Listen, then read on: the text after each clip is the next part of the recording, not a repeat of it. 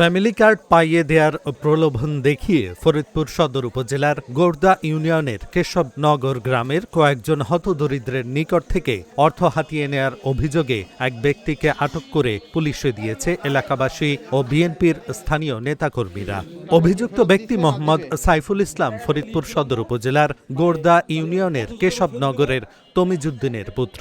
স্থানীয়রা জানায় সাইফুল ইসলাম নামের ওই ব্যক্তি কেশবনগর এলাকার কয়েকজন হতদরিদ্রের কাছ থেকে জনপ্রতি সামর্থ্য অনুসারে ৭০০ থেকে ১০০০ টাকা হাতিয়ে নেয়। পরে তার কথাবার্তায় অসংলগ্নতা পেলে ফরিদপুর ৩ আসনের সংসদ সদস্য চৌধুরী নায়াব ইউসুফের সাথে যোগাযোগ করেন স্থানীয় এবং ভুক্তভোগীরা। পরে সাংসদের নির্দেশে বিষয়টি খতিয়ে দেখে সত্যতা পেয়ে স্থানীয়দের সহায়তায় ওই ব্যক্তিকে আটক করে পুলিশে সোপর্দ করা হয়। অভিযোগ খতিয়ে দেখা হচ্ছে বলে জানান কোতোয়ালি থানার অফিসার ইনচার্জ মোহাম্মদ শহীদুল ইসলাম।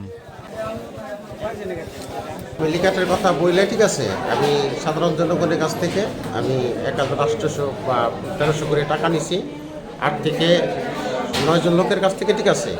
এটা আমি ভুল করছি, ঠিক আছে। এটা আমি রবিবারের ভিতরে এই টাকাটা আমি যার টাকাটা আমি তার বাড়ি পৌঁছে দিয়ে, ঠিক আছে। টাকাটা তুলছেন ইতিমধ্যেই আমরা একটা অভিযোগ পাই গেটদায় যে সে টাকা গ্রহণ করছে। তারই পরিপ্রেক্ষিতে আমরা সরজমিনে এসে এটা পর্যবেক্ষণ করার পর দেখি যে আসলে বিষয়টা সত্য। পরবর্তীতে আমরা স্থানীয় লোককে, রুবেল ভাই আছে, সোহাগ ভাইয়ের মাধ্যমে তাদেরকে জানাই। তার সাথে যারা ভুক্তভোগী তাদের পরামর্শ, তাদের সাথে কথা বলি। সত্যতা যাচাই হওয়ার কারণে তাকে এখানে এনে, আর আপনারা সকলকে ফ্যামিলি কার্ড সম্পর্কে কেউ যদি কখনো টাকা নিতে আসে আপনারা তাদেরকে প্রতিহত করবেন যে কোনো বিষয়। এই লোকের কাছে যদি একটা টাকা একজন চাইতেছে টাকা দিয়ে দেয়, এরাও তো একটা বোকা। সবার উদ্দেশ্যে একটা কথা বলি যে আপনারা এই বিষয়ে এই যে আমাদের যে সরকার প্রধান তারেক রহমান যে একটা দিছে ফ্যামিলি কার্ড বা কৃষক কার্ড দিবে, এগুলো আমাদের কোনো টাকা পয়সা কিছুই লাগে না। আর এইগুলা কেউ টাকা দিবেন না, আর এইগুলা বিভ্রান্ত সৃষ্টি করার মতো কোনো কাজ এরকম কেউ করবেন না।